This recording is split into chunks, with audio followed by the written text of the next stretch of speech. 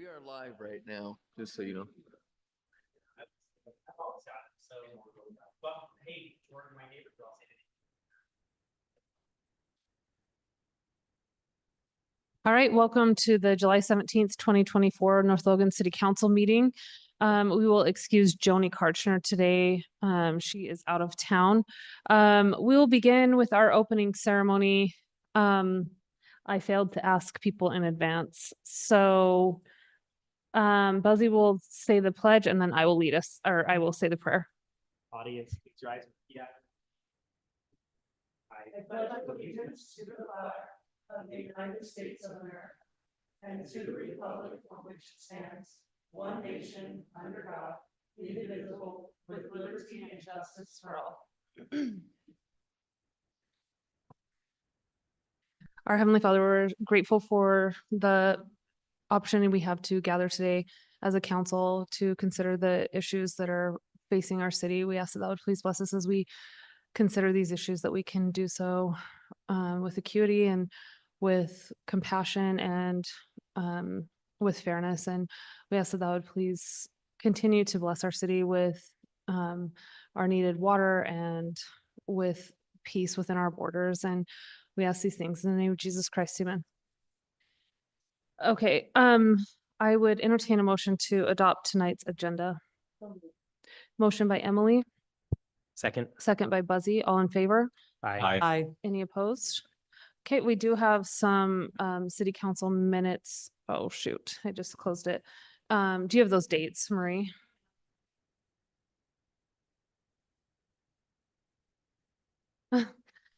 June 26th. June 26th. Okay, so we have the June 26th city council meeting minutes. And I know that we've kind of sent you some modifications. Mine have been implemented. So did we have any other changes with that? No. Okay, then I would entertain a motion. So moved. Okay, motion by Mark, Second. second by Kenny. All in favor? Aye. Any opposed? Okay. Sorry, I just shut down my sheet. Because we will move on to recognition of an exemplary staff member. And today, sorry, did I skip something? Okay, so today we will be recognizing Chase Argyle from the Public Works Department. He was nominated by Jordan Oldham, who says, with another year of chip seal projects, Chase played a major role in making sure that it went smoothly. Chase is a great member of the North Logan team and always goes above and beyond to make sure that things are done the right way and on time. Chase was pivotal in making traffic control plans and the layout of the project. We're grateful to have Chase and the work ethic that he brings. I'll add to that, Mark and I got to hang out with the street employees, and it was they have an amazing system built, and we really appreciate their efforts. So let's give them a hand of applause. All right, Alan, if you would take us through follow-up issues and review of action items. Yeah, thanks, Mayor. Jumping down through here, we'll go over the city office construction, sorry, not the city office, community center construction at the end of the meeting as one of the agenda items, but they're starting to break ground on some of the aspects of the library remodel and the construction as we speak. Jumping down through water, there are several things going on right now, everything from restrictions and conservation that we're heavily pushing right now just to make it through the summer. But then we're working on several capital improvement projects that Jordan will go over at the end of the meeting. We met with the engineers today and we've received the loan and a grant. And we're just putting together those finalized projects. So Jordan will go over that at the end of the meeting today, and then we'll go over it in the actual formal meeting this next city council to talk about those items. Sewer, we're still working on our bond with the DEQ to put in a segment of that main trunk line, along with all the maintenance that they're doing right now as you see them around the community. Streets, they'll do a number of fog seals. It's a fancy way of just another layer of oil on a lot of the chip seals and other roads throughout the community, where it just needs a touch on those roads to rejuvenate the oil. And they're doing several sidewalk and curb and gutter repairs, mainly in the Green Canyon area right now. there's several old sidewalks that have heaved and then are just in disrepair. So they're going through and they're doing that in-house and just repairing those sidewalks. So that's up to them. Stormwater, they're working on an injection well. It's a fancy way of saying a very large sump in areas where in the past they didn't do sufficient stormwater design in subdivisions. They'll come in and they'll put a large sump or a hole in the ground and fill it with rock, and then that serves as a basin. So when it goes into a inlet box in the side of the road, then it goes into that injection well. It's a fancy way of just saying a sump in the ground. But they're doing that in a couple areas where sufficient stormwater facilities were not installed back in the day. Jumping down through here, engineering, they're still working heavily on the 2500 North 8th East roundabout. Jordan and engineering, they're working very heavily on that. We'll go over a few COG projects in this meeting. Parks, they are working together with the rec department to help with the 24th preparation. They're also working on some things to help the splash pads be up and running. The one at Elk Ridge still has some issues that they'll probably work through over the summer. And the pavilion at Meadowview's in, and they're just waiting on the tables right now. Trails, we do have the grant for a portion of the Bonneville Shoreline Trail. We've met with the contractor this week. We'll probably meet in the coming weeks to just solidify the alignment. Most of it is already set. But we'll work through 2 or 3 different properties on that to get a portion of that Bonneville Shoreline Trail installed. Recreation, again, just Pioneer Day prep right now. It's a full day. We'll go over that at the end of the meeting, but it starts at 6:30 and goes till 11 at night. 6:30 in the morning, goes to 11 at night with an endless day of activities that happen. Along with a lot of other registration and archery. Somehow they're just dabbling in every different thing that you could ever imagine, but it's actually really cool. They've had a lot of signups for that. They got archery sets that they don't have a point on the end of the arrow. It's a flat tip, but then you still shoot into the same straw bales down at the HSC. It's a really cool program they ordered. So that'll be coming up. Jumping down through here, cemetery, they are working on burials and just a touch up in that area. Community development will have several things coming up, and we'll go over those, but they have secondary water, fine tuning the things that we've spoken about in past meetings, the geologic hazard overlay zone. They're working on that along with the city center general plan, everything they're going through right now, along with the moderate income housing plan that Scott will report on this evening. Economic development, there are several different things that we're working on right now. They're coming in. Not all the details are present, but things like McDonald's and Rush should be moving forward in the next few weeks, at least elements of those projects, which is great for the city. Treasurer working on hiring the second receptionist. Coming down through human resources, there's several programs going on right now. And they're working on an onboarding program to just formalize that for the city. Just coming through library, they're going through their recertification process, which is a lengthy process they do every year with the state. Police, they're working on several different items, and they have 2 openings, I believe, in the police department. So the city's going to help hopefully fill those positions. And then fire department, they're working on several things right now, including just general fire monitoring right now and prevention with the 4th and the 24th coming up this next week. So it's a really busy time for the fire department. But I skipped through a lot of different things. Are there any other questions on specific items on this list?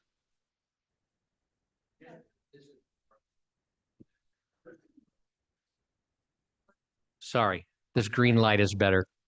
Had a couple of citizens talk about the idea of a wheelchair ride-along. In other words, you talked about sidewalks and the issues with sidewalks, and for us to understand what issues people in wheelchairs face navigating our sidewalks and approaches across streets.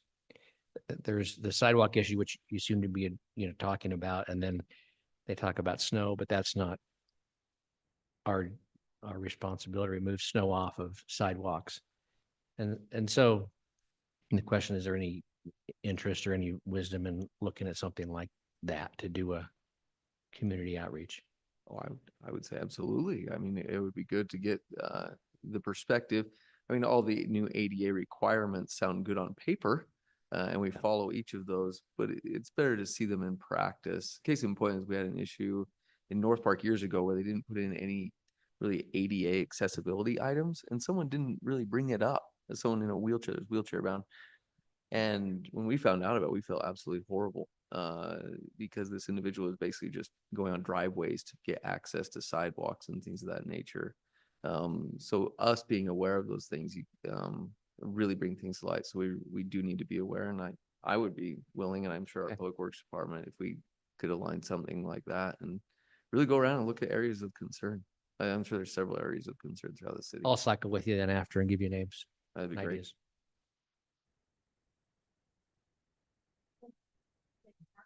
Okay, well, then let's move on to our action items. We have 3 public hearings today, so I will read the, rules for that only one time. Before you begin, please state your name for the record, speak into the microphone so your comments can be recorded. Limit your statements to 2 minutes. If you're speaking on behalf of others, excuse me, you may ask the chairperson for more time.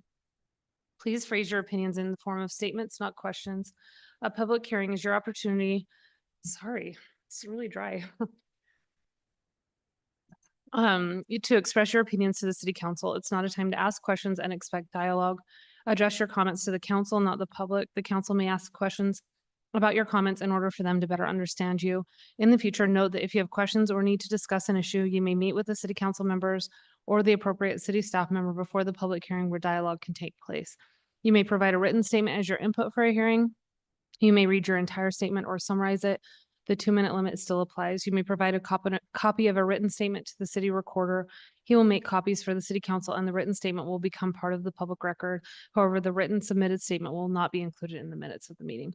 So with that, we will go to our first action item to receive public input regarding North Logan City's proposed application to the Council of Governments for funding for the 200 East roadway reconstruction, which would include a new signalized intersection at 1600 North and 200 East. Following the public hearing, the city council may consider approval of this application.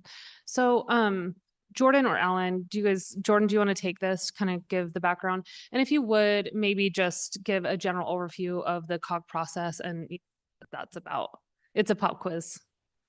All right, let's see if I can get it. First, I'll just give the run over of this project. So this is a 200 East Corridor project. As you can see from that map, it extends, this is in collaboration with Logan City.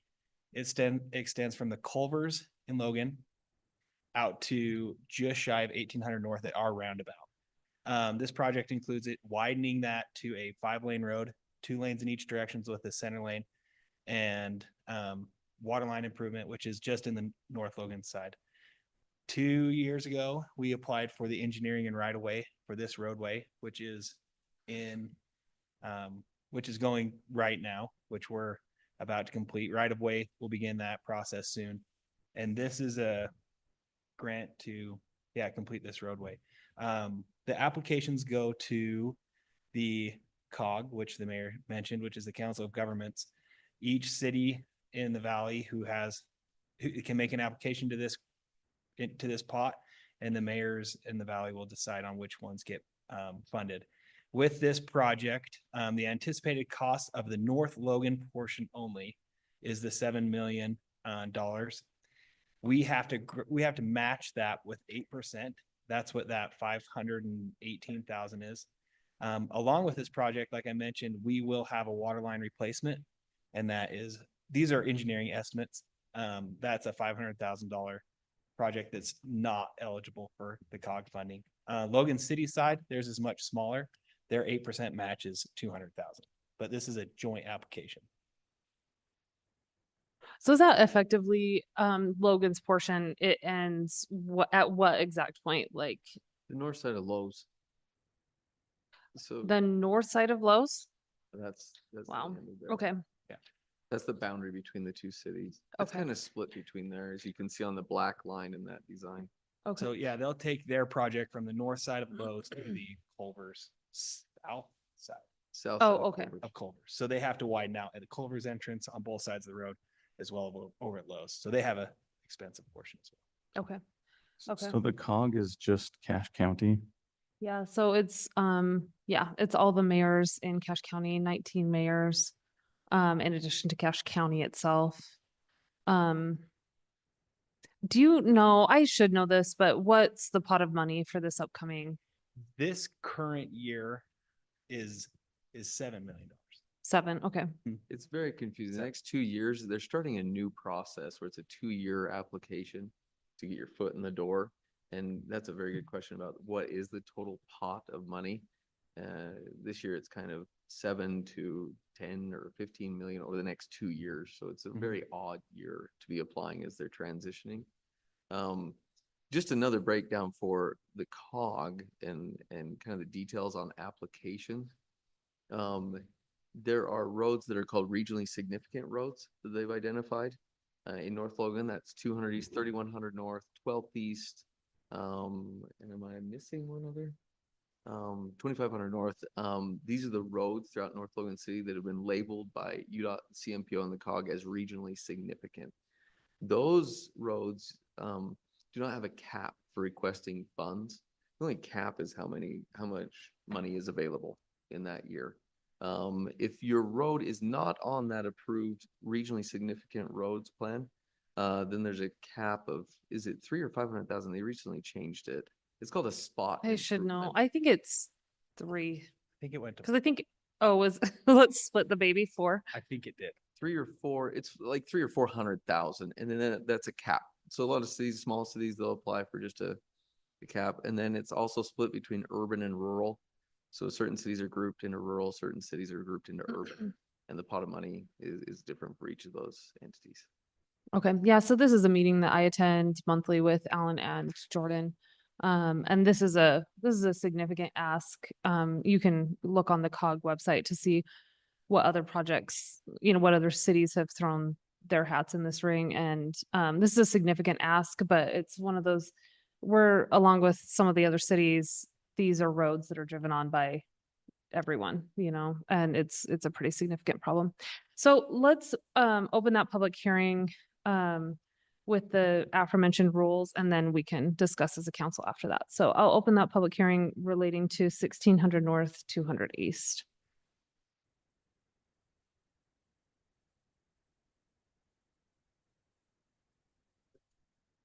Yeah.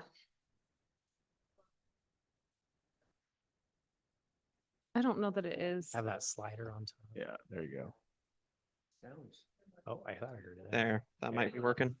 Oh, sweet. Cool. My name is Cameron Wedding. I'm a North Logan resident. I briefly saw this at the Cache BPAC, like the one pager proposal. I didn't see the rest of the stuff, and I was concerned because it looked like there wasn't any accommodations for pedestrians or accommodations for cyclists or traffic calming measures. And I'd really like it if all 3 of those things were present for this bid. So Thank you. Thank you. Okay, yeah, thanks. Do you want to speak to that? I know you guys are like immersed in the engineering of this. Yeah, one of the aspects I totally forgot about is this does include a signalized intersection at 1600 North, that Walmart, where Walmart comes out to the east. But to answer that, there is plans for an 8-foot pedestrian path on the east side of this roadway. Is that like black top, like on 3100? So we're moving to that inside of the curbing then. Yep. What Yeah, about we bike continue lane? that corridor all the way through, and a 4-foot bike lane. Okay. This one's very difficult, the right of way. Cameron brings up a very good point about we have to handle everything across this 80 feet of right of way. It's very clever, kind of the things that they've had to do, but yes, they've tried to squeeze in everything. The only thing that they're not going to be able to do is put any parking. So the parking is basically nixed along this section of roadway to be able to handle a bike lane and also handle a multi-use path, 8 foot along that entire east side, which is asphalt, so people will actually use it at that point.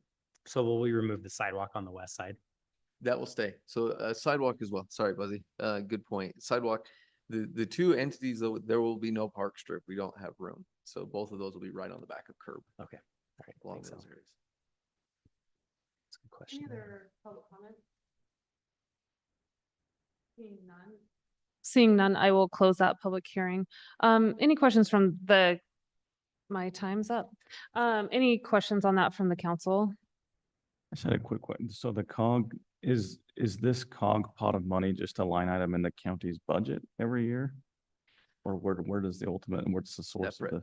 the? It's a separate fund, and actually just recently we started saying we collect the interest on that fund, but it's a separate line item, like a separate tax. That's my understanding. It's a separate allocation of state and sales tax that comes to the, Oh, okay. to the COG, Council of Governments. There's the question always with CMPO money and COG money. Are they intermingled with county funds and are they accruing interest that's supposed to come back to those? And recently the mayor started asking about that, and rightfully so. It should be coming back to those entities.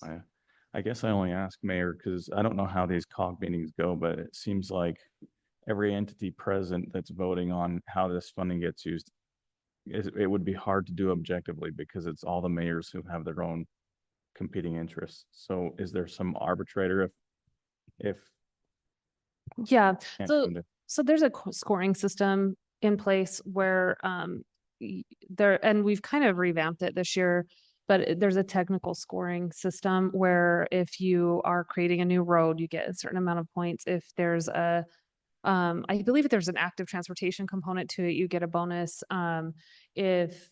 And the other component that kind of helps is that there are, as Alan kind of mentioned, there are two pots of money. So there's a rural fund.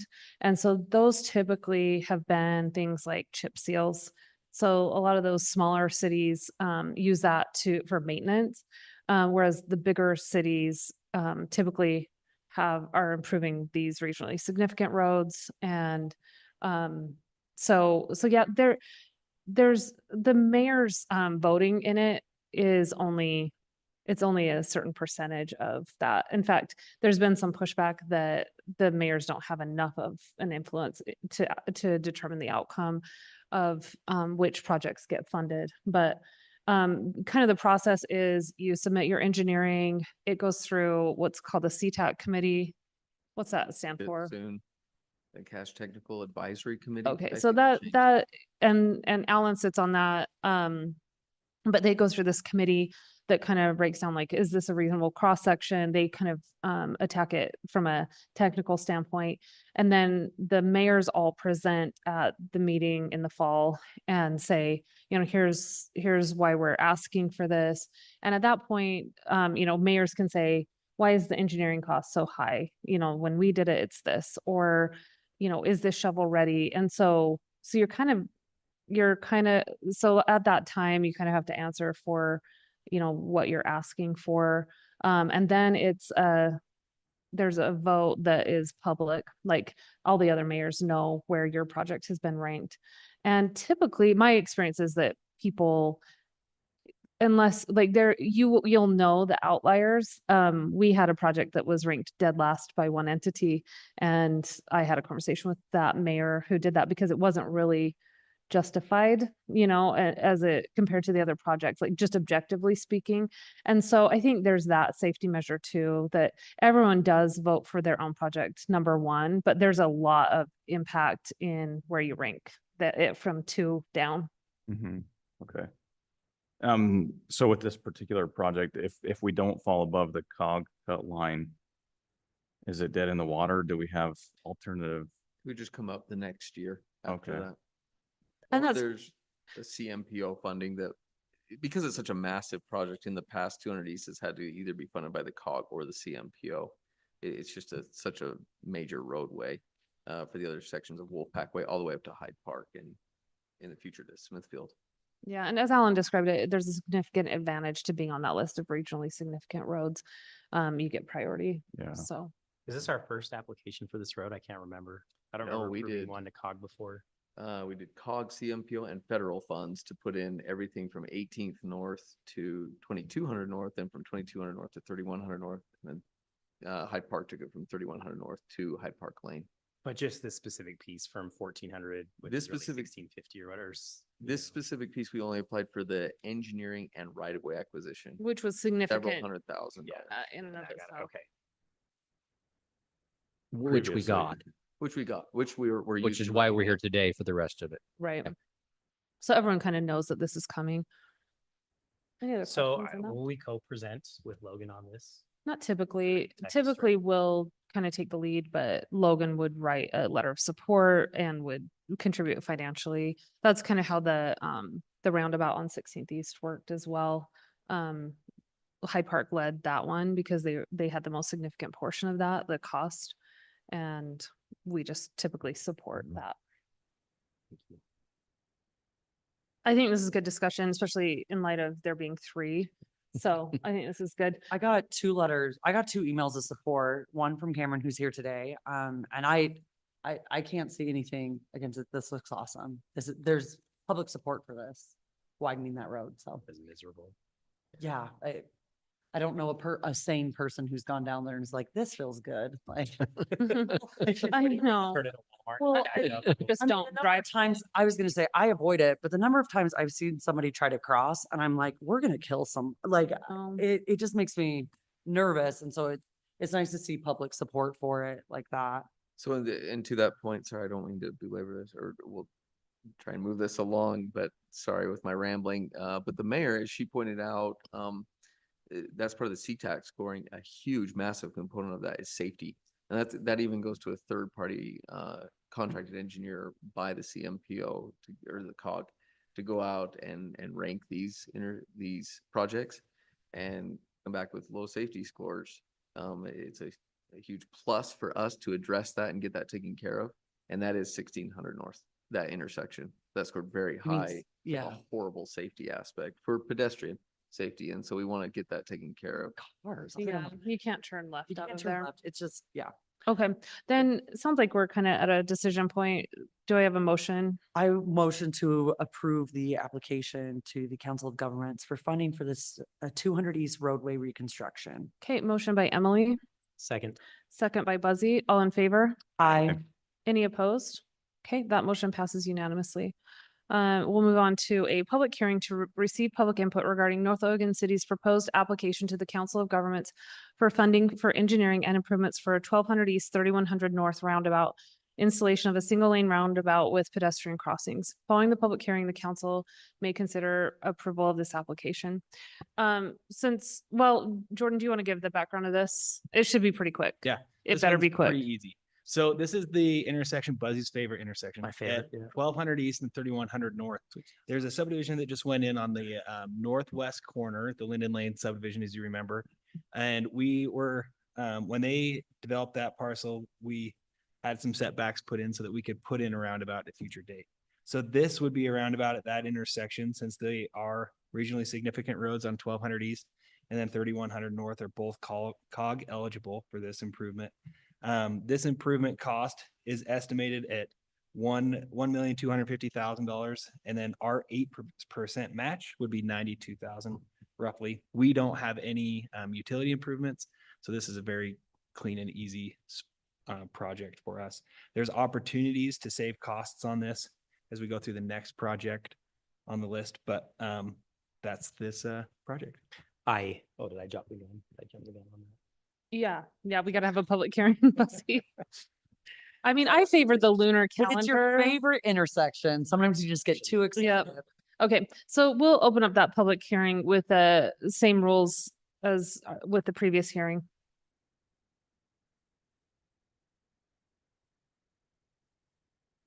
Hi, I'm Amanda Wilkinson, and we live in the home, just that bottom corner closest to this intersection. And we live on Bentwood Drive. There's a lot of support from this neighborhood for a roundabout. We've been hoping for this for a couple of years. One of the main questions that we've had, there's been a group chat in the neighborhood going on over this for the last couple of days, concerns about pedestrian safety, especially since if this intersection's improved, there are a lot of school children who I think would be traveling to North Park on foot, scooter, and bicycle. Also to Green Canyon, this is a major thoroughfare that our students would be able to use more effectively if this was improved. So we have some questions, especially like going south down 12th East. How would we get those kids up and around that intersection? The other question they have is, what would the center of this look like? Is it going to be pretty similar to what's on 16th East in Hyde Park? Anybody know? I don't know. we'll give us your list because you have 2 minutes. Oh, okay, And- that's my list. Yeah, That's, oh, yeah, that's the extent. Okay. yeah. I mean, with the improvements that they've made for the new subdivision, there's some drainage issues happening here now that weren't happening before. So I don't know if anybody's aware of that, but that's gonna have to be looked into. Probably some additional drains are gonna be needed, especially around the area of the canal. But, I mean, that's secondary to getting our kids to school safely. Okay. Pretty good. Is that all of your? Okay. That's it. And you're welcome to stick around there because okay. we'll have Alan and Jordan speak to those. Jordan's going to answer all your questions. I just need a point of clarification. You bring up a really good point on the drainage. Where specifically are drainage issues happening right now so we can get those? So we back to the canal Yes. where it meets 12th East. And so we just barely finished our landscaping. So I think that probably contributed to, like, we're seeing drainage issues where it used to just be able to slough off into field. Now it's sloughing off into improved property. Okay. And I think that the same will be true of these new homes. Gotcha. And Okay. where it's new construction, who knows what's gonna happen? Okay. Do you want to speak maybe to the pedestrian safety and then center? Yeah, so some of the questions you brought up, pedestrian safety, like the other roundabouts, we would do the pedestrian flashers, like you've probably seen down in the other school areas. The center of the roundabout has a significantly slower speed limit for those. And they've been shown that it's a lot safer for pedestrians. They have less impact because kids only have to look one direction as they cross the road and get to the middle. So there will be a pedestrian approach from the north and south and east and west. Yeah, in all directions. Okay. Yep. We don't have And- sidewalk on 12th East right now, right? So that might be the next one that's That's coming the up. next I one bet you coming up. might be interested to Yes, talk Okay. about. it, yes, yeah. that's the next one coming up. So this would tie into the existing sidewalks Yeah. going east on 31 and west on 31. And then as well going north. There's already one on the west and there will be a future one on the east. Daisy So, Road. yeah, But so right it now tie it'd just be in. stubbed. So just stub out there until those tie in at that corner. But everyone knows when he's talking about the rapid flashing beacon, when you hit it and it really lights up the intersection, makes you feel like you have to stop. I think you will see a lot more kids in this intersection. What Yes. is improved, kids whose parents are driving them to school will be using that.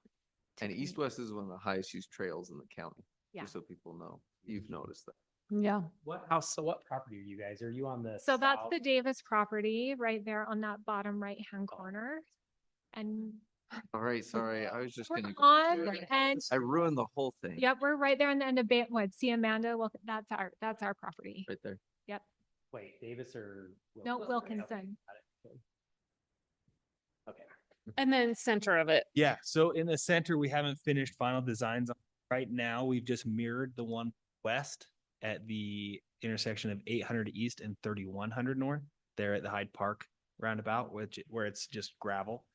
But with this design, it's only at 30%, so we could flush out what we exactly want in the middle. Oh, thanks, guys. Yeah, thank you. And if you have suggestions for that, feel free to Yeah, I was reach out. gonna say like, We would What would be most likely, the other intersections you've noticed, the ones that are in Hyde Park, I mean, they did a good job. They put the rock in there. With a roundabout, you want to build it up in the middle. Yeah, So you so we don't won't cheat. jump.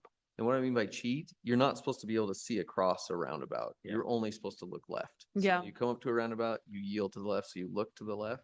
So we'd probably put some landscaping or some other Because the element. 8th East one, people drive over. Yep. We're just going to Oh, say okay. the high schoolers Say it's the high school. intentionally drive Right. over for funsies. Like So you'd need- especially if it snowed, they like to I make the know. tracks. So that was the other, I think that's why they were worried about what's in the middle of this. Mhm. There's a lot of traffic at noon from the high school kids coming home for lunch. I think that's when most of our wrecks happen in that intersection is like 11:30. Yeah. I don't want to make fun of it, but honestly, at that age, I probably would have done the same thing, sadly. So yeah, we have to like babysit it a little bit. So design it for Buzzy. I'm if just you being would. honest. We were all 16 years old and 17 years old at one point. We can do that. Look at Lieutenant back there shaking his head. Yep. Yeah, he knows. So, What's Um, the statute of limitation on bad roundabout driving? 2 nobody years. wants to have Dang to it. turn the wheel. Come on. Yeah, yeah. I,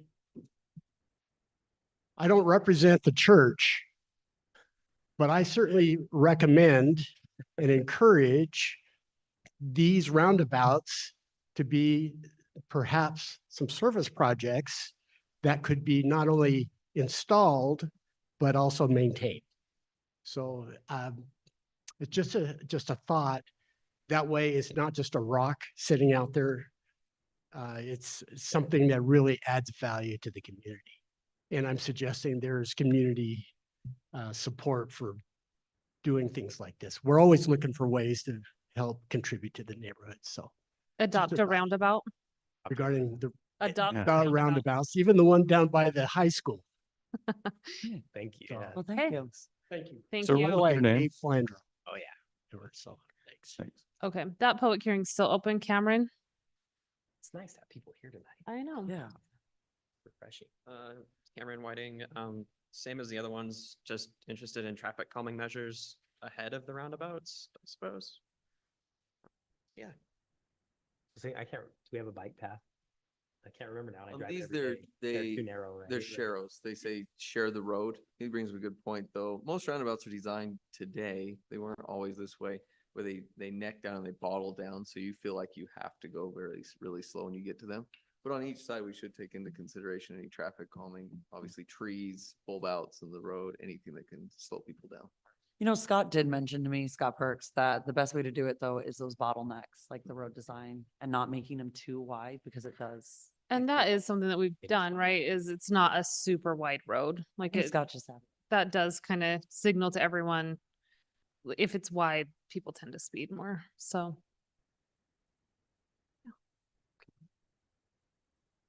Michael Wilkinson. I would just recommend having higher in the middle. I'm just imagining just a little more of people going over the top very quickly down that road now that, going away from a stop sign to a roundabout. So looking at the one that's on 16th East and further north, that's very flat and people will drive over the middle of it. So anyway, just another recommendation. Michael beat me to one of my questions when it's our turn, but that's To okay. answer that question and looking through this, it's a fantastic point. Like we said, they're supposed to be high. You're not supposed to cheat. You're not supposed to look through them. In fact, we had to talk about this with an engineer because they didn't realize this, but they are designed where you're not supposed to be able to look through or drive over them ever. And so you usually put boulders, landscaping, trees, shrubs that go through that. If you look at the ones we've done recently, those are the ones on 4th East and 2200 North, or 200 East and 2200 North. Those are the ones that were designed to that spec, where we put in some landscaping that's kind of consistent, that's tall, and you can't see through those intersections, nor can you drive over them. I guess you could try, but no one has yet. okay, great input. Thank you for coming and commenting. Are there any other comments? Andy, again, Come on, nothing? Andy. Okay. Okay, then we'll close that public hearing. Council, any thoughts from you guys? I have two questions on this one for the group. Number one, Michael kind of started to get at it, but the slope coming down, going west off of 3100, do we have the ability with this to add any sort of improvement to the actual angle of the slope? Jordan, or does it stay that same? We do a great job plowing. I think like it's salted almost every time. There might be that one or two times a year where a storm catches us right when kids are going to school and they have trouble stopping. So it wouldn't correct a lot on the east side because it will maintain that slope coming in. What it would do is help kind of eat up that slope in the roundabout. And as you come west, those roads are already established. So we'd meet those two grades. Okay. But we're to go meeting- further east and flatten that would take a lot. Yeah, kind of as I was that to picturing cut too, you'd down. have to like just Yeah. engineer all the way back. Okay, and then the second question, we pre-thought about right of way here for easements right on these 4 properties on the corner. So that's an issue that we've already got in front of, right? We got that through last year and then. The 2 west, we did a lot of negotiating to get both of those sorry, in the with the west, right. subdivision. That was a pretty tough venture. Luckily, the developer worked with us. We had to put some money into the pot to make sure that it worked out very well. And so we've tried to design it already with that. It's a really awkward intersection right now with that really wide access. And then on the 2 northeast and southeast, the city engineer has brought that up, but not in extensive detail with either one of those property owners. It came up in the discussions when we were putting in 3100 at that time. Okay, thank lights. So how does that work, Alan? If COG approves this funding, I guess I don't know which is the cart and which is the horse in this case, because it seems like we could get funding and then run into issues getting the right of way to build it, in which case we have funding with no project to fund. That's always an element with just about every project that comes before them. However, if we've done our due diligence, we usually go out and talk with the property owners to see what's going on, and we use that in our report when we submit. It would give you the essence of what the mayor's talked about being shovel ready. I mean, you're not going to hit a property snag that'll take 6 months to resolve. Gotcha. And okay. then that's typically, yeah, like something that people want to know about, like they would call us out for that, but it certainly happened in the past where that's been a stumbling block. I was just gonna throw in a comment. I appreciate the comment about pedestrian traffic, especially with the school kids. Jordan, I know you said the data suggests that a roundabout is safer. I don't question the data, but I will say my anecdotal experience as a pedestrian going through roundabouts, I feel less safe than just going in a crosswalk at a four-way stop. So for what it's worth, I think people as they go through roundabouts are sometimes blind to pedestrian traffic, even with the flashing lights. And that's been a common question, but it's been proven over and over. It's not that way. If you go down to the one on Four Seasons and you can ask the police department, we've heard of no accidents there with pedestrians. And that one is used very heavily for school. Yeah. I'm gonna say, I use that one a lot with my children and never had an issue. Because even if somebody didn't see us, I mean, I'm telling you, they're going slow enough. There's never been an issue where they can't stop, like can't even come, they've never even come close enough for me to even be scared. My issues are usually, like you say, you're kind of taught to yield to the left. So they're looking to the left. And if I'm coming in the other direction from their right, that's where I usually end up. I yield to the car instead of the car yielding to me in the crosswalk, because they're not looking to their right to see me. So anyway, I'm not questioning the data. I'm just saying I understand the concern, because I don't know if all the kids are going to be as cautious approaching that roundabout as adults are. Right. And that's been a question we've had for a long time, but it's just over and over. Like we have 2 on 18 or 22 that are heavily used by school, and knock on wood, we've had no accidents there. My guess is that you're taught from you're, as far as you can see, to look both ways and then look both ways again as a pedestrian. And you can't look both ways with a crosswalk because there's a big tower in front of you. So it may feel a little awkward, but the other factors that are in play in the design address those and do make you safer, Yeah. even though you can't see both ways like you typically would. The other thing I've observed at roundabouts like that are heavily used by pedestrians is like at school times when there's a lot of pedestrian traffic, the traffic in the roundabout can get really backed up because people are yielding to the pedestrians at the On the far side. crossways. I'm sure there's data on that too, but I could see that. Those lights flash all 4 Yeah. spots when they Although do. The one thing that does give me at least a little bit of hope is Green Canyon High School starts at a different time than the elementary school kids. So you're not going to be seeing a ton of, like you will see, like the teenagers will already be The through curb jumpers will have already. Like the people who I would be maybe most concerned for pedestrian safety, you're going to see parents taking the same children that they'll see walking in that intersection at the same time, but you're not going to see teens at the same time you're going to see little kids. I would say also this is not, it's not that there are no kids taking this route to school currently. I mean, I see kids going on scooters in this intersection, not infrequently on my way to the elementary. That makes me a So little more nervous. I think that, like, I think that the data shows that a roundabout makes it safer. I think we have to kind of trust that data, and then we're going to be relying on the North Park Police to enforce that. I think that that's been an effective way of saying, look, there will be policemen on this road monitoring it. Don't drive over the roundabout. And if we are seeing issues, there's one other level that we can look into, and that is adding flags. Meaning you add the orange flags when they come up to the intersections. Yeah. So I just have one more question. I thought I had heard, someone had told me, I don't know if this is true. You guys could probably verify. I'd heard that Logan City was going to put a roundabout in on 10th North and 2nd East there where Mount Logan Middle School is. And they opted not to because of the heavy traffic of pedestrians to that school. Is there any truth to that? No. Yeah, I've never heard that. Logan hasn't considered that expansion through there. Okay. But there is I mean, there is a point where it's too much traffic for a roundabout to handle, right? And Oh, that's yeah. what we Mhm. tried about time. I could see where that intersection It's would be already bordering heavily on used. too much for a roundabout. to Yeah. handle, yeah. Well, and I think the improvement would be widening it. It wouldn't be putting a roundabout there. It would be adding lanes. Adding 2 What do we lanes do in in each your direction. Yeah, those 12-lane roundabouts. Yeah, I think those are like in city Paris. centers. I don't know. Paris. We'll talk to some reps. Too big. We'll fly over there. Okay, I'll make a motion that we approve the application to the COG for this 1200 East, 3100 North roundabout engineering and improvements. okay. Motion by Buzzy, Second. second by Emily. All in favor? Aye. Any opposed? Okay, that motion passes unanimously. Move on to the third public hearing to receive public input regarding North Logan City's proposed application to the COG for funding for engineering and improvements for 1200 East roadway from 3175 North to 3290 North. Following the public hearing, the city council may consider approval of this application. Jordan, will you take us through that? Yeah, this one's a little easier. So in this one, we are the letter of support basically for Cache County, who is doing a roadway improvement project.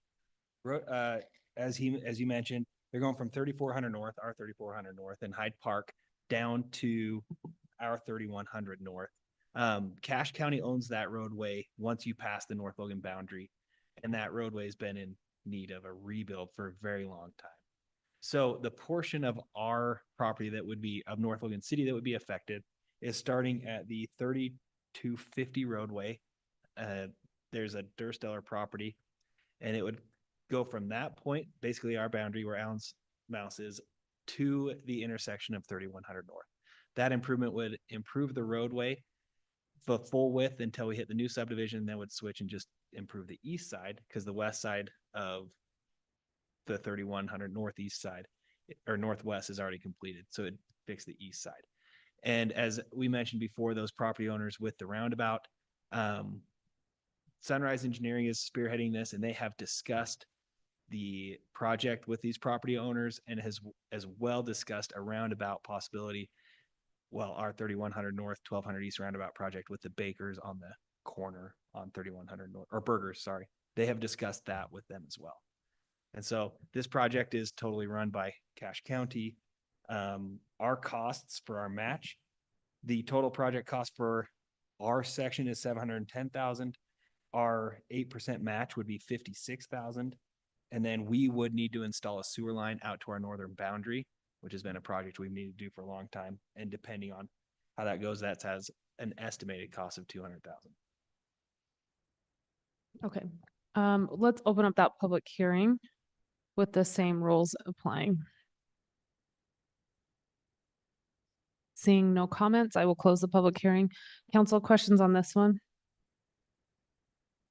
Okay, then I would entertain a motion. Yeah. All right. Kenny. I move that we approve the proposed application to the Council of Governments for the funding of engineering and improvements to 1200 East between 3175 North and 3290 North. Okay, motion by Kenny, Second. second by Emily. All in favor? Aye. Aye. Any opposed? Okay, that motion passes unanimously. All right, let's move on to our work session items. The first is updates regarding North Logan's moderate income housing plan annual reporting. Scott? Okay, Alan, if you want to go to that one document that our goals as in table format, there you go. So I think this is the easiest to digest just as a quick snapshot of our moderate income housing plan. For those that may not be quite as familiar, a couple of years ago, the state legislature put together a requirement that every community of a certain size had to put together a moderate income housing element in their general plan. And that was a requirement that was done is back in 2019, and every community had to kind of figure out what that meant. But what the legislature did is they gave us a menu list of items that we can choose from.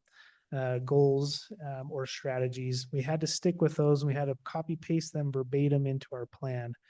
And so at the top of these tables in the darker gray goal, this is one of those goals that we had to choose from that list and was copy and pasted over. Alan, you know, scroll down real quick. So we have one goal, it's then stratified down into tasks, measures, and timelines. Goal 2, and we have 3 goals total. So we'll just go through these real quick. The way that the state requires us to report this, it's annually on or before August 31st for the previous year. So August 1st to July 31st of every year is that reporting period. And in the folder, you'll also see more of a narrative format of what staff intends to provide in the form of this report. The state has like a Google Forms that we have to copy paste in, and there's no way to work on it in that form without submitting. So I put it into this Google Sheet as a way to just kind of say, what is it that they're asking? What is our response? And they ask us to report on every one of these goals and tasks. So I'd like to just talk on some of the highlights. We don't need to go through this in painstaking measure, but this first goal for zone for densities necessary to facilitate the production of moderate income housing. In regards to this goal, if you look at the strategy, the task, the measure, timelines, let me pull this open. Okay. If you want to look at the narrative, if you guys are following along on your own screen, it's page 9. But for this particular task, we were supposed to look at areas that in the city where rezoning for these densities may be appropriate. And we would work together as a planning commission and a city council through joint work sessions to start to identify some of these areas. And so in our report last year, you'll see that the timeline was between Q1 and Q2 of 2003. And that first bullet there is where we started talking about this when we went to the Utah State WaterWise workshop, and we started looking at our water resources and started talking about, you know, what can our city support in the way of density? Do we have water resources to even do something as far as increasing densities in different areas of town?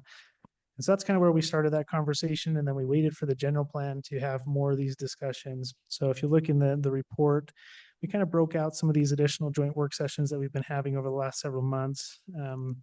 Beginning back in February when we had our first public open house for the general plan.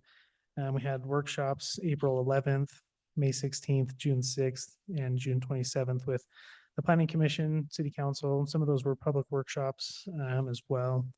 But what we're trying to identify is where in town does this make most sense? And it takes a lot of time to think that through. What makes sense for our community? What's our vision? Where might we be able to upzone for some of those densities that we need? So that's what we're reporting, is just saying we've been holding these conversations. Our general plan is the mechanism that we're using to discuss these. And by the end of the general plan, we should have a pretty good idea with our future land use map as far as where should we make these changes. So that's that goal, that measure there. We'll hold more formal like public hearings on that when we go to adopt the general plan. So that's one of those strategies. One of the strategies, so strategy 1.2, we're evaluating applications for zoning map amendments as they're submitted and consider rezoning to higher densities while also considering the general plan and other factors. In this past year, between August 1st and this July 31st, we only had one rezone application that was considered by the city. You may recall we had a request down in the city center in one of the SF6 zones for an animal hospital and a few apartment buildings to support that institutional use. Ultimately, the Planning Commission felt like that particular proposal didn't meet the existing general plan, and there were some other concerns. So that particular project didn't move forward, but we needed to look at that and at least consider it from the potential for moderate income housing. And the Planning Commission most certainly discussed that opportunity. I think that there were some merits there, but it wasn't a great fit for ultimately what the general plan called for. So that was the one rezone that we considered last year. We had another measure, measure 1.2.2, where we would discuss with various developers as they come into the city about what are some of the barriers to attaining moderate income housing. And, we usually take these opportunities when developers come in doing due diligence or looking at a parcel. What can we do with that parcel? What's it zoned? What could be an outcome here? And we usually take the opportunity to see if there's any opportunity for moderate income housing. Most of the time when we say, hey, is there any way to make this an ownership opportunity instead of a rental opportunity? Developers kind of look at you with a little bit of a raised eyebrow because they're not familiar with that development style, and they're not quite sure how to make that project flow. So those are some of the barriers that we discuss. Trying to find ownership opportunities maybe on a smaller platform of a home, whether it's a condo or townhome, instead of having them become rentals. We'd like to see them become owner occupied. That's a bit of a constraint that we hear with most developers. Let's jump forward a little bit.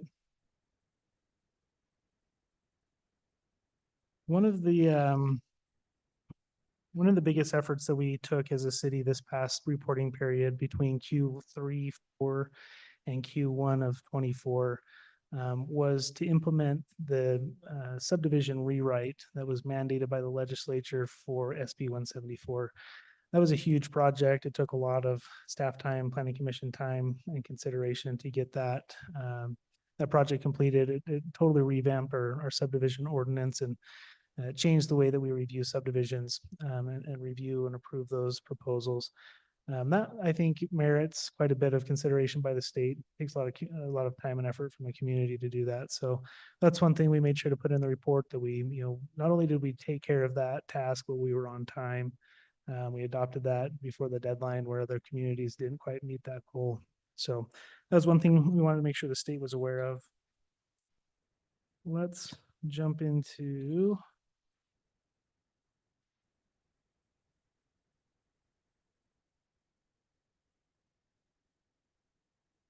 strategy 2.1. The way that this one kind of distills down, it's looking at the city center. Should we make some zoning changes in the city center? Task 2.1.1 talks more specifically about evaluating the city's water supply in conjunction to what a future residential density may look like. And I think one of the biggest things that the city completed was the water master plan and the water model. It really told us where our system is deficient currently and where it might be deficient in the future. And so the city council and the planning commission both reviewed that water master plan. We understand our shortfalls, and we understand that over the next 20 years or so, if we continue to grow our current growth rate, we're going to need a substantial amount of funding for capital projects to keep up with that water infrastructure demand. So that's good for us to know, especially as we're going into the general plan. If we're looking at areas to upzone, do we have the water resources? And perhaps we consider those rezone applications when and if we have water resources to support them. So that was an important step that we had mentioned in our goals, was we need to take a hard look at water. We need to understand what that looks like before we start seriously considering any areas for zoning changes. Okay. The last thing that we had mentioned for some of these density changes is the project that we kicked off in addition to our general plan. Obviously, the general plan is discussed heavily in this report, but our city center master plan and economic feasibility analysis, that project I think is important for us to understand what the city center looks like in the future. Can it accommodate some additional growth? What is viable in that area? And I think that's an important step for the city to take before we start really making some big decisions. So that's mentioned as part of the report as well. Lastly, I wanted to talk about ADUs. ADUs is one of those low-hanging fruit. I think that a lot of communities chose this goal mostly because it was something that we could implement without a lot of infrastructure changes. It was an easy way to blend the density into existing neighborhoods. It was a low-hanging fruit for existing homeowners to provide for perhaps some aging parents or some kids that are starting to kind of leave the nest and they need a temporary living situation before they leave home. And we made some changes to our ADU ordinances over this last reporting period to help some folks attain an ADU. We changed it from a conditionally permitted use to a permitted use, which is basically allows them to design an ADU within the standards, submit for a building permit, and then they could construct that unit without having to go through any more additional scrutiny. Last reporting period, we had reported that we had 3 ADUs permitted in that time period. This year, we've had 7. So we see that as a little bit of an uptick. I know personally, I received quite a few phone calls on just the ADU question in general. People are curious about it. They're kind of scratching that, looking to see if it's something that might work for them. And I think that was a good initiative. It's one that we've basically implemented broadly, and I think that we can kind of check this off of our list of implementation strategies. So we'll report those measures to the state. There's a couple other things that we're going to need to compile to support this report for the state. The state's asking for a list of entitled lots that don't currently have a building permit.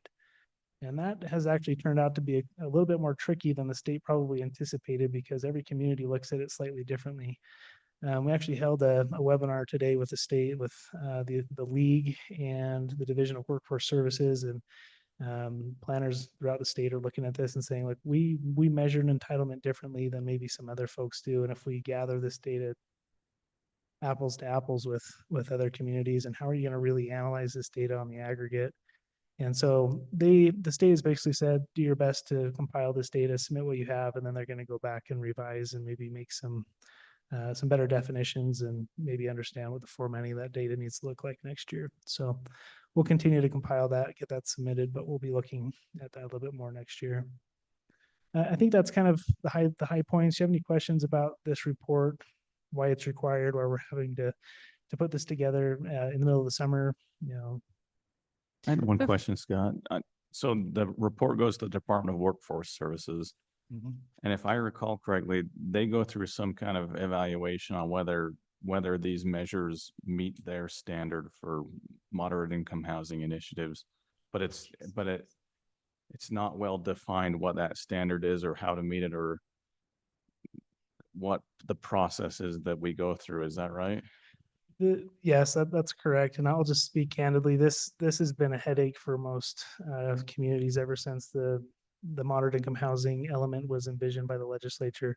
It's a noble goal, but every community is so different that trying to apply this broadly throughout the state has been challenging. It's square peg, round hole situation. And you're correct. We have to choose these goals and paste them into our plan verbatim. We couldn't change any of the terminology. We couldn't, put our own flavor on it. We had to submit exactly what they wanted. There wasn't any opportunity to massage it at all. We were able to select some of these tasks and measures, but we had to be very specific about our timeline, and they review these reports every year. And if you don't make progress on them, it used to be that they would just kind of hold back funding. Going forward, they will fine us every day if we don't submit a report that is compliant. We have to show progress on every single one of these goals, and if we don't, then it becomes very expensive. It's like $500. They say to us you wrote this, your report is well written because you keep talking about, but we are suffering from severe water issues. And there's no accommodation for that at all. And I feel like, I don't know, this is very frustrating. And I feel like you're doing a fantastic job, but I honestly don't want to go any harder than we're going right now. Yeah, I don't want to rezone something just so we don't get fined just because they said so, when it's like, but we actually don't know if that's a great idea. Yeah, you're absolutely right. We've tried to write into this report that, we're doing everything we can to plan for our growth trajectory, but unless we get some significant funding for water infrastructure, we're going to really struggle to justify rezoning property, which is a goal that we had to choose from their list. We didn't have really much of an options. So that is a challenge. We're making sure that when we talk about barriers in this report, they do want to know what our barriers are. That'll be something we put at the very top of the list is, look, you can ask us to change zoning and to approve all sorts of housing, but if there's not water in the pipes, then what do you do? So we're going to be very specific about that. The state needs to come to the table with solutions for infrastructure. I think they're starting to comprehend that maybe a little bit more. But until we have money in the pocket and we have, these projects that are planned, they're in our plan, we know what we need to do, there's just no way to pay for them. So that's a critical element for sure. Yes. Oh, no, I get to say hats off to Scott. I know what dance you have to do and like what a Herculean effort this is because, and the other thing that has been my frustration since I began on the planning commission is that you get no credit for time served. Sorry, Alan, I'm the boss here. No, that, and then also, I think that the state treats all cities the same, whether or not this is kind of a variation of that same point, but whether or not you've tried in the past to have a variety of densities or you're like certain cities in our valley that have never had any density at all. You're still starting from that same point. And in fairness to those cities, if they do, kind of get with the program and add density, the very next year, they're going to be as though they hadn't done anything. So it's really frustrating. I think this is I appreciate your work on this because it's just kind of the bitter pill that we have to take. And then I think the other side of it is just a policy issue that we have to keep communicating with our representatives about. That we have pulled every lever that we can, every lever that is accessible to us. And so I think at least with like the Utah League of Cities and Towns, and I think in our conversations with Senator Wilson and Representative Peterson, we've tried to say, look, we're doing everything we can. On the private side of things with developers, you need to have some mechanisms in place that actually ensure that those economic benefits get passed on to the consumer. Because as they are right now, it's just, we're going to grease the wheels with the cities. We're going to stick our hands in the city's business, but there's no corresponding requirement on developers. So anyway, all that to say, Scott, you've done a phenomenal job and we're so lucky to have you.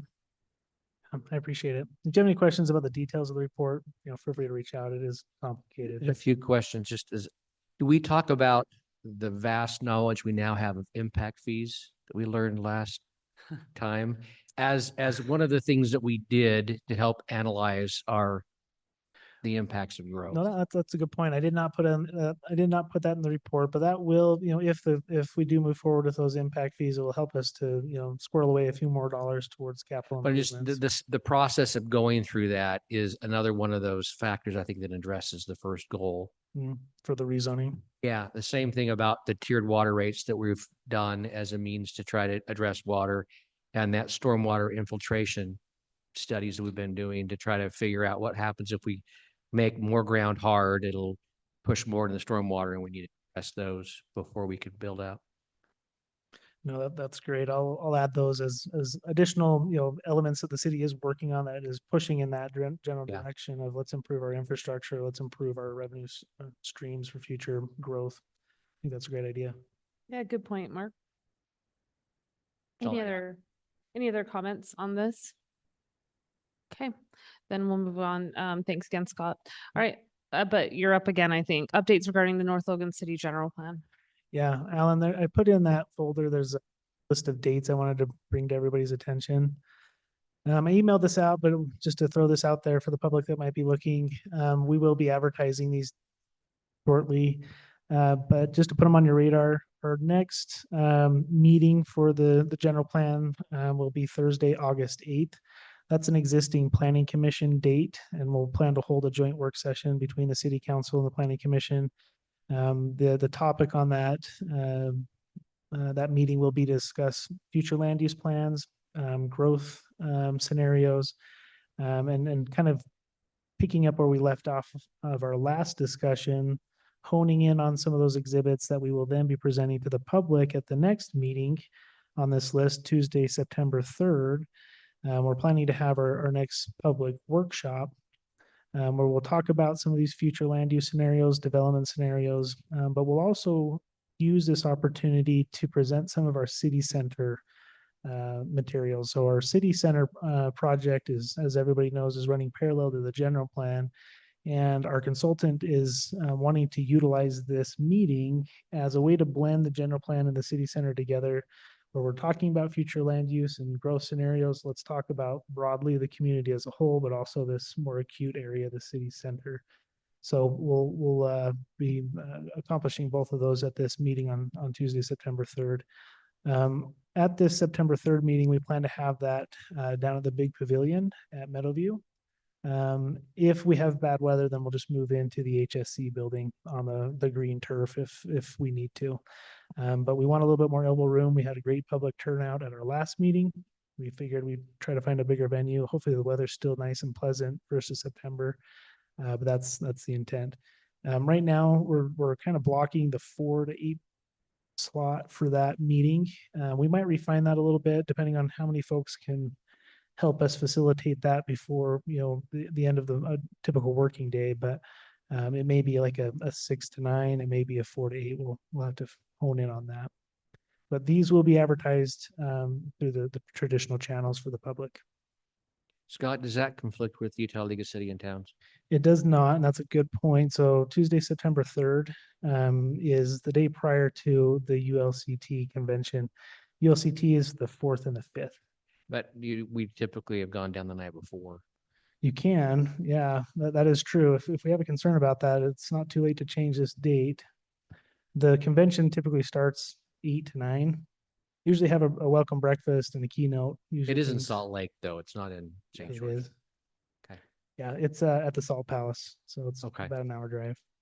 In consideration of that, you may want to just consider wrapping up about 7. So if you have 4 to 7, that still gives someone time. Yeah, I like that idea. Got one other comment with possible date conflicts. Thursday, August 8th, right now, we had a police commission meeting planned for that same day. Probably at the same time, I'm thinking. August 8th. Does the police commission meet monthly on the second Tuesday? It's usually the Thursday? first Thursday, but we had to move it. Oh, gotcha. We can move that. We can move the police commission. Well, Ye- thanks for bringing that up. Kenny, I'll talk to Chief about that. The other option is we could move this joint work session to the second planning commission meeting in August. That would be 22nd. the 22nd, yep. If that works better, we wanted to give our consultant a couple of weeks to work on any feedback you received at this joint work session ahead of the materials going to the public. And so that's why we wanted a little bit of separation between this joint work session meeting and then the next public workshop. Lieutenant Marchant, do you see any problem with moving that? Because I would say I'd rather just kind of keep the general plan stuff moving. Yes. Do you see any issues with moving police commission?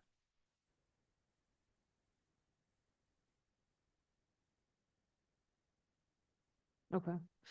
Okay, so I think we just moved it because everyone, both mayors and chief were gonna all be out of town on the 1st. So we'll just, I'll email out the council about that and let's just stick with what we have on the 8th.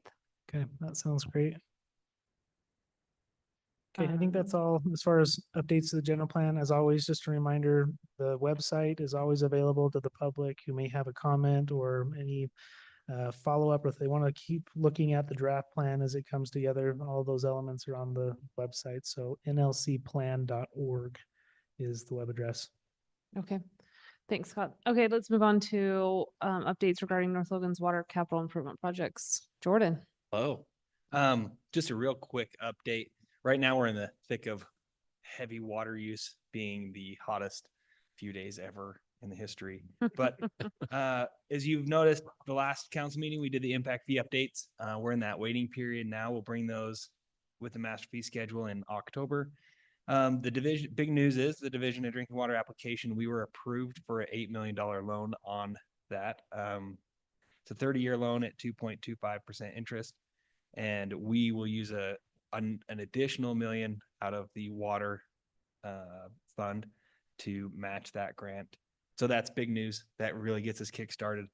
The next item that's on there is the water project packet. If you look in that capital improvement, the water CIP folder in the council council folder, you'll notice that there is a new item in that CIP folder, and it is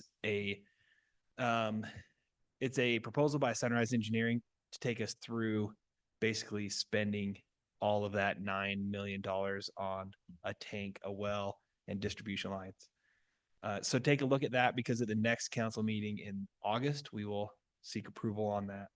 The BOR design grant is out, and we hope to hear back on that in October, but Sunrise just had a successful application in another city, so that's really good news. We have a DNR grant out that we hope to hear from in the coming weeks.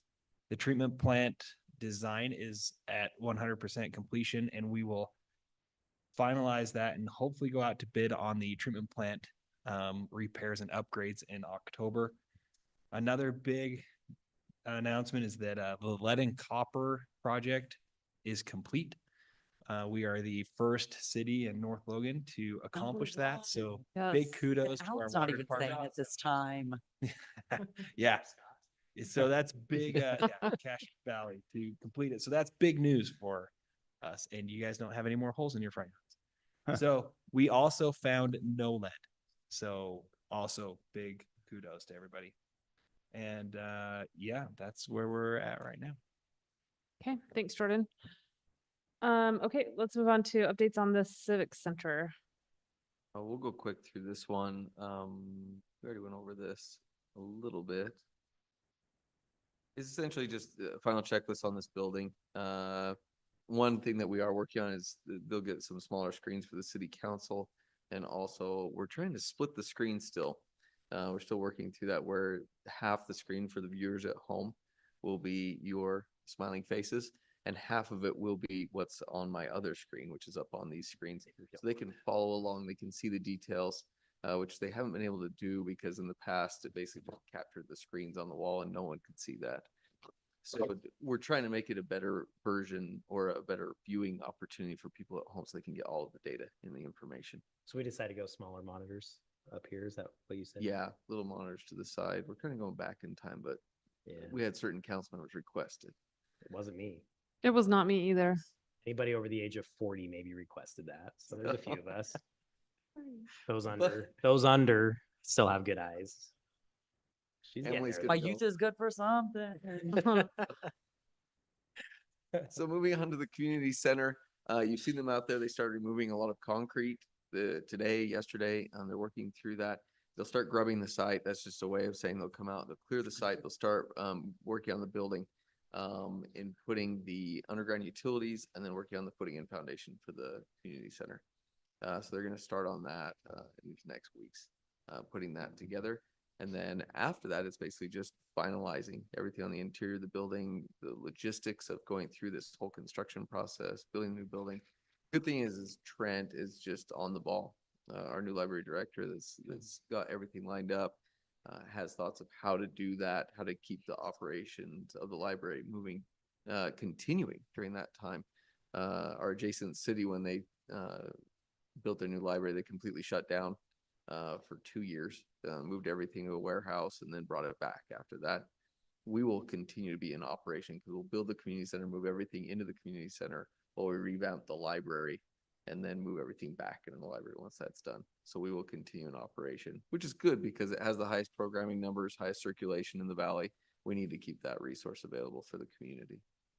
So that's Okay. where we are with that. Really looking forward to every Thursday being in that meeting again. We got what, a month break? Okay. Reports from city officers, boards and committees. So let's start with Chief Thompson. Is that really Chief Thompson? He's in disguise. No Younger shade. brother. Shave. Well, he hasn't no been here shave for a November while. Must be That's true. oh, sad. I was Fair gonna say, point. I also said the same thing to Kenny. I paid him to point that out, Buzzy. Why is shaved on? Don't shave in November. So that makes Yes. sense. Yeah. Okay. Yikes. Did someone turn it off after? It died.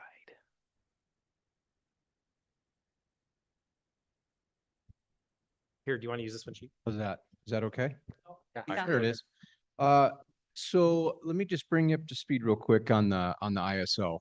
So long story short, they put a misprint in our final report of July 1 being that active to have that go into effect. It'll be September 1st. We did everything we could with them to try to get them to adjust it, but it takes time to enter all that information. So just so everybody knows, we have had a couple people reach out actually directly to the fire department. So we've made sure we let them know that. So just so you're aware. So still good. And we're about, 6 weeks away. So not too bad. I reported last month, I think, on the Pacific Corps policy that Rocky Mountain's following. So far, so good in North Logan. We did have an outage in Smithfield last Friday night, about a 4-hour one.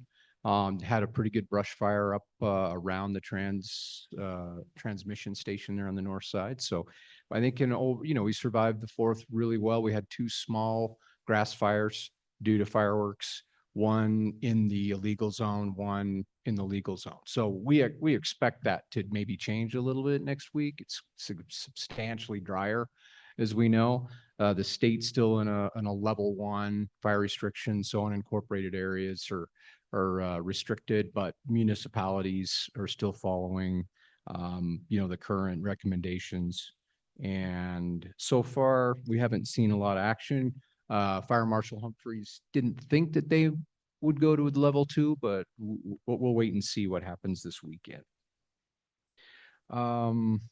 Let's see, last little thing probably to mention, I just wanted to mention, so we're halfway through the year. North Logan continues to grow, in terms of call volume.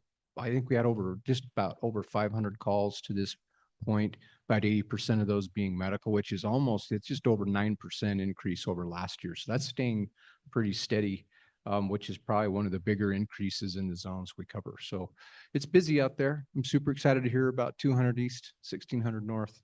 That area is pretty crazy. So that'll be good. But any other questions? Are you worried at all about the 24th? Like, are we adjusting? We are, and we're just so we've already put into play a couple things. Number one will be a brush truck patrol along the 1600 East area of the restricted area, just to remind people, because I know there's a lot of homes and neighborhoods above that line. That's where we had a problem, but that's where we really can get into problems, particularly with wind. We had a couple of really close calls in Providence last week and the week before, where we caught some fires just before they got into the forest. It's drier now than it was then, but we'll be super aggressive with that. But we'll follow the recommendations, and then we'll, this weekend and try to make a decision at that point. But here now, we're going to have patrols available on the night of the 24th. Okay. So, and we plan on having the antique ready to go for the parade, right? So It's the best part. on the 20th, yeah. So it'll be good. And we'll make sure we tie in and get someone in position there for that. Right, Okay. It starts at 10, right? 10. Line up Yep. at 9:30 or so. So Okay. Chief, I have perfect. one question for you. if That's okay. shoot. Yeah. Yeah. Because I thought we were ahead of schedule, so might as well keep us here longer. But I had a neighbor ask me this 2 weeks ago. I thought I'm just gonna actually bring it to council and ask when you're here. Are we at risk? So we get these canyon winds sometimes that are Yeah. just, vicious, and that's where Yes. everything's dry. Yes. Is there a risk here like what happened in Hawaii with the power lines potentially arcing? Or is there a policy where Rocky Mountain Power shuts those down you see what I'm getting at? Oh, yeah. No, So- it's an excellent question. We talked about it a little bit last meeting, Oh. was they actually are implementing a lot of the things they've learned in the Northwest and of course, Northern California. Obviously, there's huge liability on the power company, unfortunately, from some of those devastating fires. So that policy has kind of worked its way westward, which is unique. I just learned this the other day. We're actually in Rocky Mountain or Pacific Corps' eastern region. We're actually not even in the west.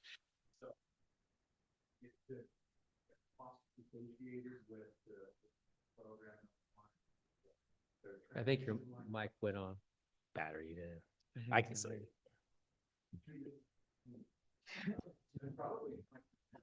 Yep, I shut you down. That's right. But if you guys talk about it, I'll loud, cut it. sorry. It's okay. We can just type. Oh. We can, I would just type. Just come right here by. I don't want to make it weird. Yeah. Say that. Yeah. So what happened, Buzzy, was, no, you're good. You're good. So what they've done is because of the risk of smoke and carbon filled smoke, particularly carrying that risk of carrying an electrical charge and high winds, that they just shut the power down in areas around where that fire could be. Okay, now right now, they've told us in Utah that could be within 6 miles. So if there's a brush fire in Preston, it doesn't mean necessarily we're going to lose power in North Logan. People up there may, because they have a pretty robust transmission system with Rocky Mountain, so they can bring power in from different directions. But it is their new thing. So like I mentioned, we lost power in Smithfield for about 4 hours the other night Oh, was with that their actually- fire. Uh-huh. Oh, Yeah. I didn't put that together. So it's Okay. happening. So, so far so good in North Logan, and in Logan, we've been all right. So we'll just hope for the best, but you're right. I mean, the wind is a major problem. So- But Chief, it's, You the bet. trigger point right now is an existing brush fire, not high winds, right? Correct. Or Well, so kind of, if they can predict, if they can look at forecast of weather and actually see like potential of fire causing weathers, which could be high winds with dry lightning and things in an area, they say we do also have the right, we But it's may like shut down California. then too. So yes, it's a combination. In California already, they do that on a regular basis. Even potential of fire weather, power goes out. So hopefully we don't get quite so crazy here, but Sorry for making you repeat yourself. I Don't didn't- know. yeah, I no, should've you're yours. totally fine. Sure. Maybe just listen to old meetings, Buzzy. No, we're always glad to hear you. Okay, Lieutenant. Rough crowd, rough It crowd. is a rough Rough crowd. It's all in good. The ones that you're here for, Buzzy. Man, Good see, thing I'm you're not gonna running. see. Oh, so bad he's never gonna come back. Even I was here for the last meeting and I don't come that often. I'll send you my report on when I'm here and when I'm not. We'll Oh, match it up. so. perfect. That'd be good.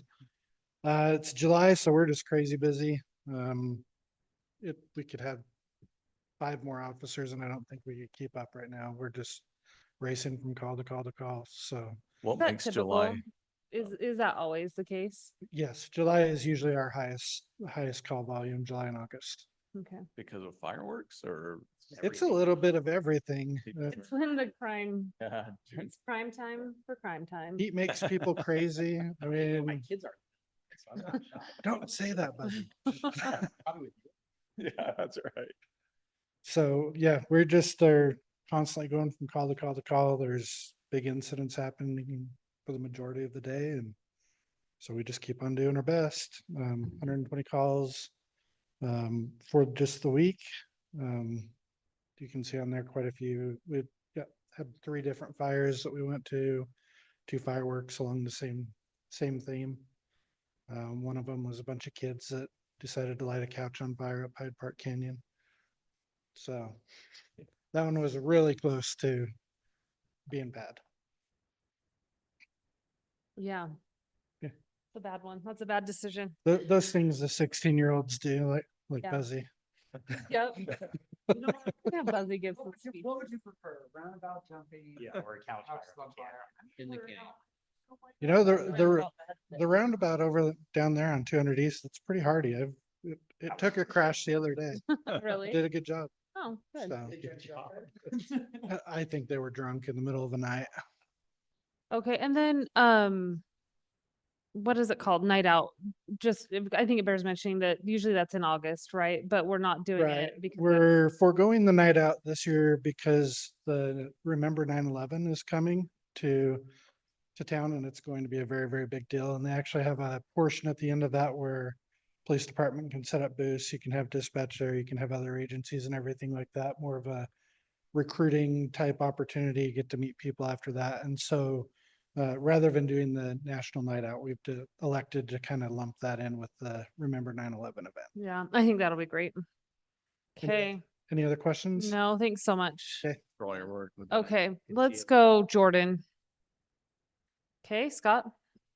Marie, I know mayor's message. It might be about water. Yes. Both of them might be about water. The newsletter has to go out a little bit earlier this month too, because of the printers. Tomorrow.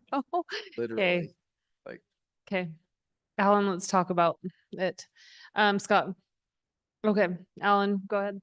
Just, some of the events coming up, Glamour Shots already happened, thanks to those who made the effort to come out here. That worked out great.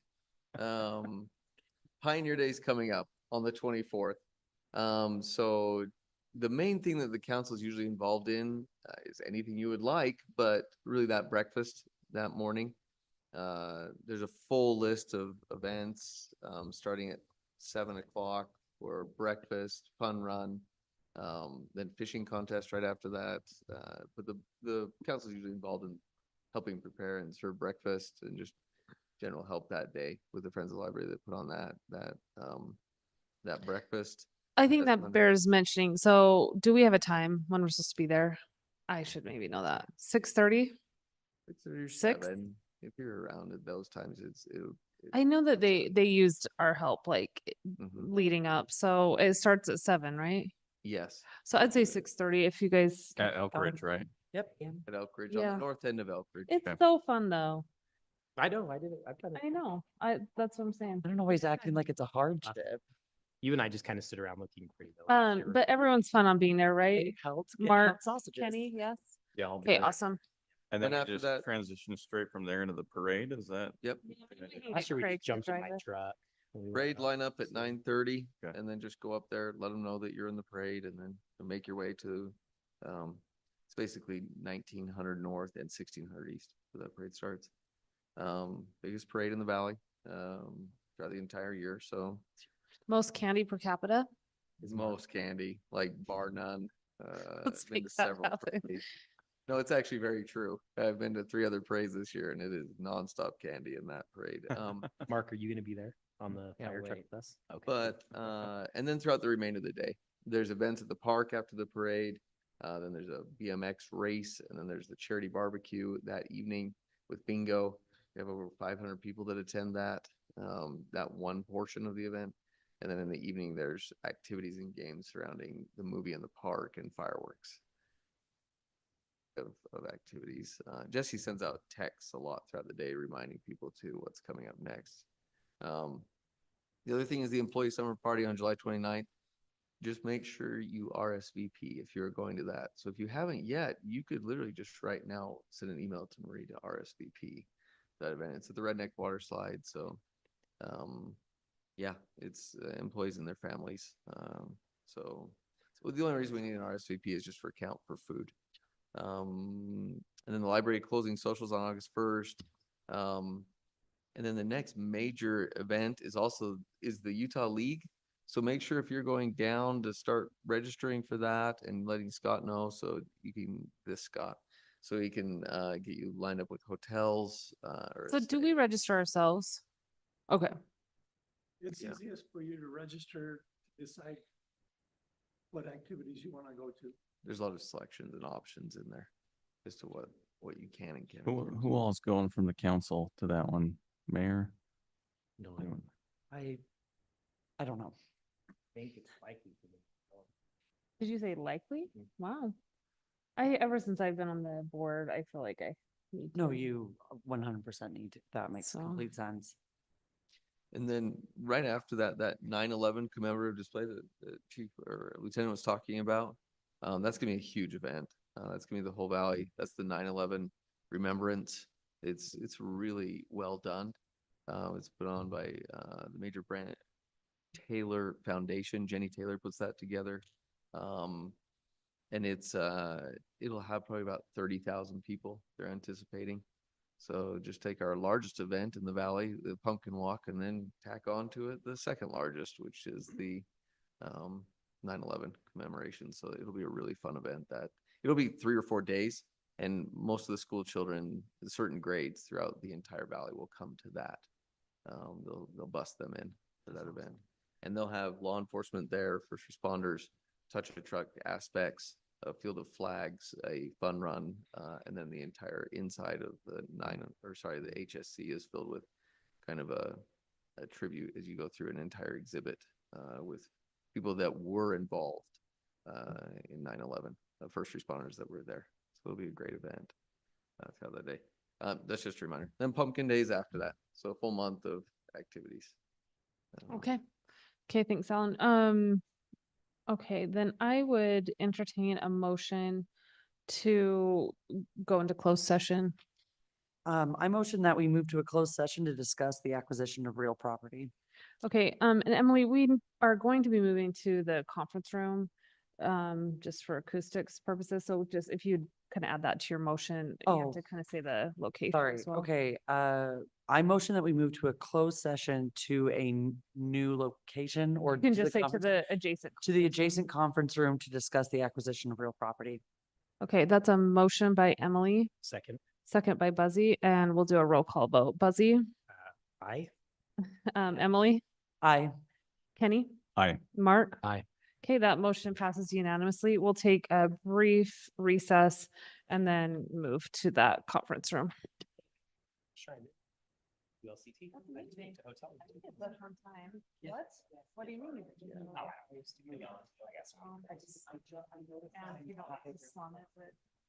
Well, that's the thing, like, I don't.